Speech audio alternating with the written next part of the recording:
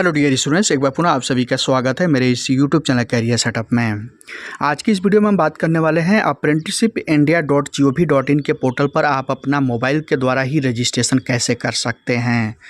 ITI pass out करने के बाद अगर आप अप्रेंटिसशिप जॉब करना चाहते हैं तो इस पोर्टल पर रजिस्ट्रेशन करना 100% कंपलसरी है, क्योंकि इस पोर्टल पर रजिस्ट्रेशन किए बिना आप कोई भी अप्रेंटिसशिप की जॉब नहीं कर सकते हैं। तो आज की इस वीडियो में आपको पूरा डिटेल्स में अपने मोबाइल के द्वारा ही बताने वाला हूं कि आप 100% अपनी प्रोफाइल मोबाइल के द्वारा ही आसानी से कैसे कंप्लीट कर सकते हैं। तो यहाँ पर आप देख सकते हैं apprenticeshipindia.gov.in की ये ऑफिशियल वेबसाइट मैंने ओपन किया हुआ है। और इस पर रजिस्ट्रेशन की प्रक्रिया जानने से पहले मैं आपको बताता हूँ कि डॉक्यूमेंट्स क्या क्या आपको प्रिपेयर करके रखना है इस पर रजिस्ट्रेशन करने के लिए। यानी कि जब आप 100% प्रोफाइल कंप्लीट करने जाएंगे तो इन सभी डॉक्यूमेंट्स की ज़रूरत पड़ेगी। तो सबसे पहले उस डॉक्यूमेंट को मैं आपको बता देता हूँ। अप्रेंटिसशिप पर रजिस्ट्रेशन के लिए जिन 7 चीज़ों की ज़रूरत पड़ेगी वो यहाँ पर आपको लिस्ट डाउन है, देख पा रहे होंगे। सबसे पहले एक मोबाइल नंबर की ज़रूरत होगी जो कि अप्रेंटिसशिप पोर्टल पर ऑलरेडी रजिस्टर्ड ना हो, बिल्कुल फ्रेश हो। उसके बाद एक ईमेल आईडी की ज़रूरत पड़ेगी, जीमेल की हो, रेडिफ मेल की हो या फिर याहू मेल की हो, कोई भी हो चलेगी, ठीक है। उसके बाद आपका एक आधार नंबर, ये मैंडेटरी है। वर्ष 2023 से जो नया प्रोसेस स्टार्ट किया गया है उसमें आपका आधार नंबर KYC के लिए मैंडेटरी है। ये बिना किए हुए आप अपना प्रोफाइल क्रिएट नहीं कर पाएंगे, रजिस्ट्रेशन की प्रक्रिया पूरी नहीं कर पाएंगे।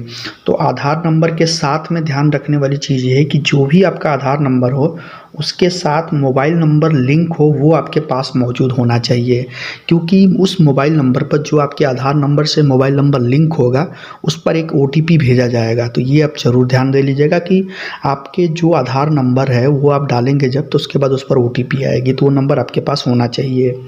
उसके बाद चौथे नंबर पर जो है पैन कार्ड हो, यानी आपका कोई ID प्रूफ जैसे कि पैन कार्ड, ड्राइविंग लाइसेंस या फिर वोटर ID कार्ड हो और उसका नंबर हो, और तथा साथ में उसका सॉफ्ट कॉपी भी अपलोड करना पड़ेगा। जो वोटर ID कार्ड होगा, ड्राइविंग लाइसेंस होगा, उसका PDF या JPG फॉर्मेट में आपको जो कि अपलोड करना होगा।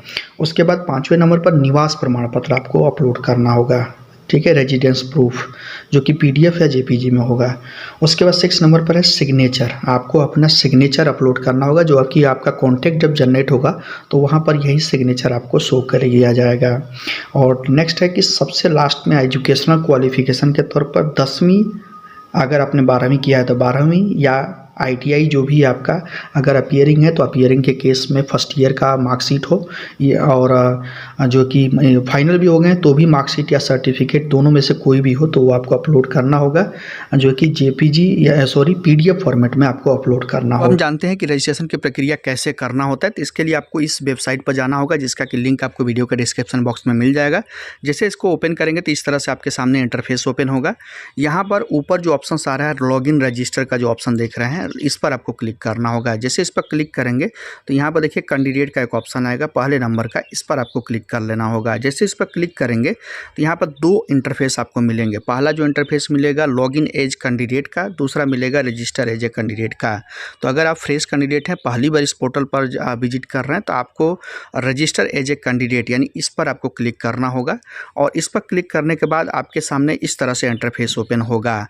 अगर आप ITI स्टूडेंट पर चेक मार्क पर क्लिक करते हैं तो जो आपका ITI का रोल नंबर होगा वो रोल नंबर आपको यहाँ पर एंटर करना होगा। तो विदाउट ITI पर चेक मार्क किए हुए भी अगर चाहे तो प्रोसीड कर सकते हैं। उसके लिए आपको अपना मोबाइल नंबर और ईमेल ID डालना होगा। तो ज़रूरी नहीं कि ITI के स्टूडेंट वाला जो ऑप्शन आ रहा है उस पर आप चेक मार्क पर क्लिक कीजिए। इस पर आप चेक मार्क पर क्लिक करके अगर करना चाहते हैं तो इसको भी मैं प्रोसेस बता देता हूँ। यहाँ पर क्लिक करने के बाद रोल नंबर आपको R से जो स्टार्ट होता है वो रोल नंबर आपको यहाँ पर एंटर करना होगा।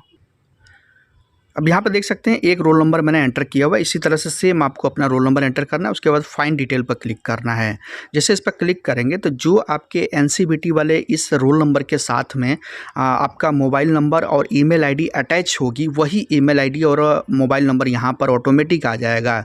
अगर आप इसमें बदलाव करना चाहते हैं तो मैनुअल ऐप क्लिक करके दूसरा नंबर भी आप यहाँ पर डाल सकते हैं, या फिर ईमेल ID में भी आप चाहते हैं कि ये भी एक्टिव नहीं है, मोबाइल ईमेल ID आपसे कहीं डिलीट हो गई है, आप पासवर्ड नहीं है तो भी आप इसको चेंज कर सकते हैं। तो दोनों आप जो है कि करेक्शन कर सकते हैं।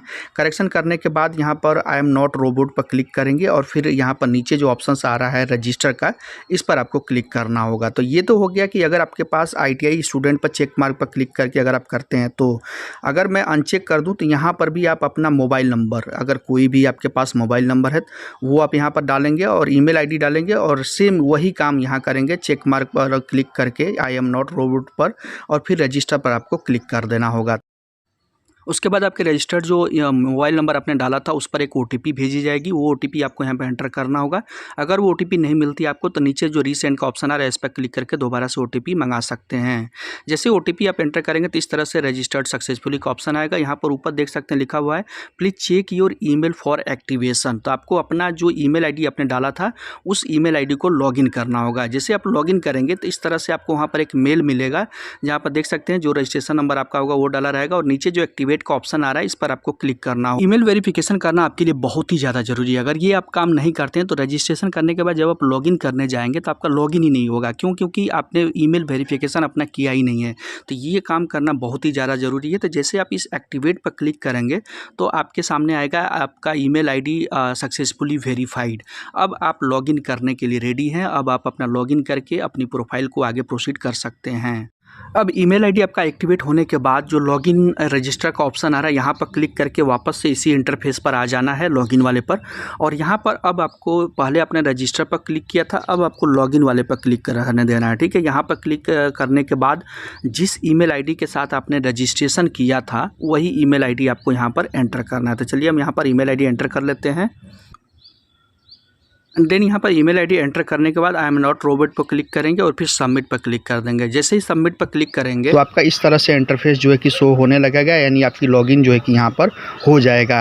अब आपको यहाँ पर जब इस डैशबोर्ड को यानी आप स्क्रॉल करते हुए बिल्कुल नीचे जाएंगे तो यहाँ पर आपका कैंडिडेट डैशबोर्ड शो करेगा और यहाँ पर आपके केस में जो है कि 0% दिखाएगा। यहाँ जो आप 30% देख रहे हैं ये 0% दिखाएगा। अब ये 30% कैसे कंप्लीट हुआ है वो मैं आपको बताता हूँ। यानी कि आपको अभी प्रोफाइल 100% कंप्लीट करनी होगी। ये 30 की जगह 100% कैसे प्रोफाइल अपनी कंप्लीट करेंगे तो इसके लिए यहाँ पर देखिए अलग अलग जो है कि स्टेप दिए हुए हैं। वो आप स्क्रॉल करते हुए नीचे जाएंगे तो यहाँ पर सबसे पहले EKYC का ऑप्शन है। उसके बाद बैंक डिटेल आपको अपडेट करना पड़ेगा, कैंडिडेट का qualification, father's name, mother's name, category और सिग्नेचर। ये 10% का कैटेगरी आपको जो वेटेज इसका दिया गया है और EKYC और बैंक डिटेल तथा कैंडिडेट क्वालिफिकेशन के लिए 20% का वेटेज दिया हुआ है। अब यहाँ पर एक कंडीशन ये है कि अगर आप जब तक EKYC यानी सबसे पहला जो स्टेप है EKYC का, ये जब तक कंप्लीट आप नहीं करेंगे तब तक आप आगे का कोई भी प्रोसेस कंप्लीट नहीं कर पाएंगे। तो सबसे पहले आपको EKYC करना पड़ेगा। EKYC का के लिए जब यहाँ पर अपडेट का जो ऑप्शन आएगा आपका EKYC के लिए यहाँ पर इस जगह पर, तो इस पर आपको क्लिक करना होगा। जैसे इस पर क्लिक करेंगे तो आपका बैंक डिटेल आपका जो है कि आधार नंबर आपसे मांगा जाएगा। तो आपको आधार नंबर वहाँ पर एंटर करना होगा। आधार नंबर एंटर करने के बाद चेक मार्क पर क्लिक करेंगे।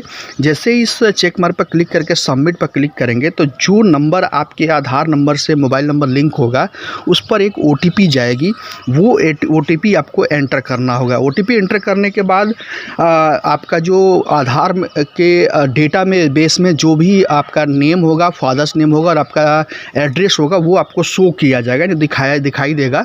यहाँ पर आपको जो भी आप मन मुताबिक एड्रेस में या फिर आपके फादर्स नेम में या फिर अपने नाम में के स्पेलिंग में अगर आप चेंजेज करना चाहते हैं तो वो आप चेंजेज करके डन कर देंगे। जैसे डन करेंगे तो आपका EKYC का जो ये ऑप्शन है यहाँ पर ये देख पा रहे खाली दिखाएगा इस तरह से, यानी अपडेट का ऑप्शन यहाँ पर जो EKYC का प्रोसेस है वो यहाँ पर बिल्कुल ब्लैंक हो जाएगा, यानी ये प्रोसेस आपका कंप्लीट हो गया।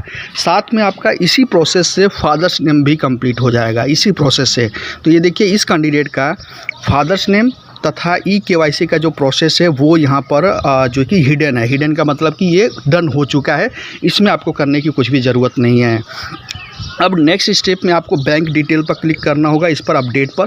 जैसे आप इस बैंक डिटेल पर क्लिक करेंगे तो यहाँ पर आपको बैंक से रिलेटेड जो भी आपका डिटेल्स हुए चेक मार्क पर क्लिक करके सबमिट बटन पर क्लिक कर देंगे। ठीक है, ये हो गया आपका जो कि बैंक डिटेल का। उसके बाद फिर से आपको वापस बैक जाना होगा और फिर जो अगला स्टेप में जो आपसे पूछा जा रहा है डैशबोर्ड में वो आप क्लिक करेंगे। जैसे कि आपका पूछा जा रहा है मदर्स नेम, कैटेगरी, सिग्नेचर, ये 3 चीज़ और उसके साथ में आपका कैंडिडेट क्वालिफ़िकेशन।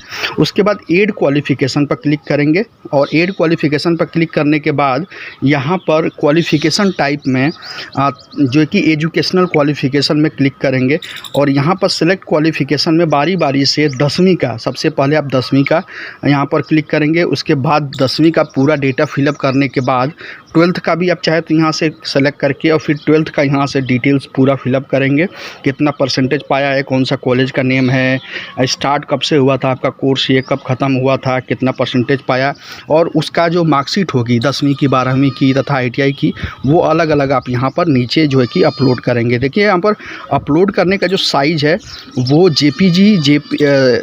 फॉर्मेट है JPG या फिर PNG या PDF में आप अपलोड कर सकते हैं, बट इसकी साइज़ जो है 4 MB से ज़्यादा नहीं होनी चाहिए, 4 MB से कम होनी चाहिए, तो आप इसको अपलोड कर सकते हैं। ठीक है, उसके बाद मान लीजिए ITI का अब आपको करना है एजुकेशनल डिटेल्स में, तो ITI के लिए भी कुछ नहीं करना, आप सिंपल सा क्वालिफ़िकेशन में आप जाएंगे और यहाँ पर आप ITI सेलेक्ट कर लेंगे। ठीक है, और ITI का जो भी डिटेल्स होगा वो आप यहाँ पे एंटर कर लेंगे और जो भी आपसे यहाँ पर पूछा जा रहा है क्वालिफ़िकेशन से डॉक्यूमेंट, वो आप यहाँ पर अपलोड कर देंगे। तो इस तरह से आपका क्वालिफ़िकेशन से यानी जो एजुकेशनल वाला जो कॉलम्स है वो कंप्लीट हो जाएगा। उसके बाद पर्सनल जो डिटेल्स होगी उसमें अपलोड करने के लिए एडिट के ऑप्शन पर आप क्लिक करेंगे। फिर उसके बाद जो भी आपसे डिटेल्स यहाँ पर पूछी जा रही है वो सब आप यहाँ पर बारी बारी से अपलोड करेंगे, यानी इसमें एंटर करेंगे। देखिए मदर्स नेम आपको यहाँ पर कंपलसरी है, डालना पड़ेगा। ID प्रूफ के टाइप में इनमें से कोई भी आप ID, PAN card, driving licence या फिर वोटर ID कार्ड, जो भी, अगर आप इनमें से कोई भी नहीं है आपके पास तो अदर्स पर क्लिक करके और जो भी आपका ID प्रूफ का टाइप है वो आप यहाँ से सेलेक्ट करेंगे और उसको यहाँ पर अपलोड करना होगा। चूज फाइल पर क्लिक करके आपका आधार कार्ड या फिर आपका पैन कार्ड, ड्राइविंग लाइसेंस है वो आप अपलोड कर देंगे। उसके बाद स्टेट ऑफ डोमिसाइल यानी कौन से राज्य के निवासी हैं, तो यहाँ से आप जो भी राज्य होगा आपका, उत्तराखंड, उत्तर प्रदेश, जो भी है सेलेक्ट करेंगे और उससे रिलेटेड आपका निवास प्रमाण पत्र का डॉक्यूमेंट्स, आप PDF फाइल हो, डॉक्यूमेंट्स, डॉक्स हो या फिर JPG हो, वो आप यहाँ पर अपलोड करेंगे। ठीक है, उसके बाद आपका सिटी नेम, एड्रेस आपका, ये सब कुछ पूछा जाएगा। फिर आप लास्ट में आएंगे तो यहाँ पर देखिए कैंडिडेट सिग्नेचर इमेज, तो आपका जो सिग्नेचर होगा वो आपको JPG या फिर PNG फाइल में अपलोड करना होगा, जिसका साइज लिमिट 4 MB होगा। तो ये आप यहाँ पर अपलोड कर लेंगे। ये सब चीज़ें जो अपने बारे में पर्सनल प्रोफाइल में है, सारे कुछ जब आप अपलोडेड कर लेंगे तो यहाँ पर देखेंगे, स्क्रॉल करके जब नीचे जाएंगे तो देखिए प्रोफाइल कंप्लीशन का स्टेटस जो है कि यहाँ पर eKYC 20% है, जो कि एक्शन में आप यहाँ पर देख सकते हैं, कुछ भी यहाँ पर पेंडिंग नहीं शो कर रहा है। यहाँ पर देखिए कुछ भी नहीं, यानी खाली ब्लैंक दिखा रहा है, तो इसका मतलब कि आपका सभी डेटा जो है कि अपलोडेड है। देखिए educational qualification, father's name, mother's name, category, signature, ये सब कुछ जब आप अपलोड कर लेंगे तो ऊपर आप जाकर के चेक करेंगे, यहाँ पर आपका प्रोफाइल 100% शो करने लगेगा। अगर कुछ भी अभी भी बचा रहेगा तो यहाँ पर जो भी प्रोसेस आपका बचा हुआ है वो आपका यहाँ पर इंडिकेट करके दिखाएगा कि इसके वाले प्रोसेस को अभी आपको कंप्लीट करना है। तो ये सब प्रोसेस आपको कंप्लीट करना होगा। जब आप कंप्लीट कर लेंगे तो आपका प्रोफाइल 100% कंप्लीट हो जाएगी। उसके बाद आप किसी भी अप्रेंटिसशिप जॉब को अप्लाई करने के लिए एलिजिबल हो जाएंगे, यानी कि आप आसानी के साथ किसी भी अप्रेंटिसशिप जॉब को इस पोर्टल के द्वारा अप्लाई कर पाएंगे। तो ठीक है, ये प्रोसेस पूरा मैंने आपको बताया। आई थिंक आपको ये जो भी प्रोसेस मैंने इस जो रजिस्ट्रेशन करने की प्रक्रिया में बताया वो सब कुछ आपको पूरी तरह से क्लियर हो गया होगा। उम्मीद करता हूँ इस प्रोसेस के द्वारा आपको भी अपने मोबाइल के द्वारा ही रजिस्ट्रेशन करने में इस पेज पर, इस पोर्टल पर कोई भी दिक्कत नहीं होगी। इसके बावजूद भी कहीं पर भी कोई भी दिक्कत आती है तो आप हमसे कमेंट करके सवाल कर सकते हैं, मैं उसका रिप्लाई देने की पूरी कोशिश करूँगा। और वीडियो अगर अच्छी लगी हो तो चैनल को सब्सक्राइब तथा साथ में शेयर ज़रूर कीजिएगा अपने दोस्तों मित्रों के सभी व्हाट्सएप और टेलीग्राम ग्रुप में।